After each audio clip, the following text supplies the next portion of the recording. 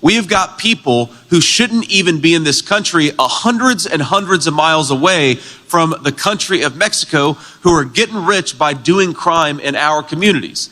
Now, I know we've got a lot of parents and we got a lot of grandparents out there. I want my children to grow up in a country that is safe enough for them to make a mistake or walk down the street without it ruining their lives.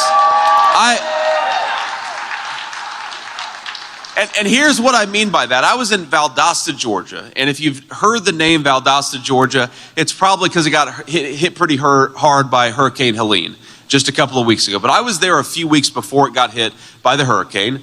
And I was in with the sheriffs, and they were showing me what's called the interdiction room, where they intercept all the drugs and the illegal guns that are brought into our country by these cartels. And you know, there's a table in front of me. It's got machine guns and things that the cartels have been using. And then they've got all manner of drugs. You got bags of marijuana, you've got pills, you've got meth, you've got cocaine.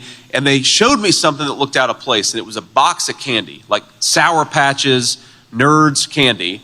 And I say, what is going on here with this box of candy? That doesn't belong here. You know, Sour Patch Kids, like my wife likes those. I'm more of a chocolate guy, but what the hell are Sour Patch Kids doing in the interdiction room? And they say, that's not Sour Patch Kids, that's not candy, that's drugs. That the Mexican drug cartels, they realize if they disguise it as candy, it's going to be more likely to get into our country. Now we know what's going to happen. What's going to happen is that a packet of that candy is going to show up on an American playground, and an American child is going to eat a piece of candy and pay for it with his or her life. And that is because of the failed leadership of Kamala Harris. We have got to get back to a place where our kids can live as children again, and they will when Donald J. Trump is back in the White House.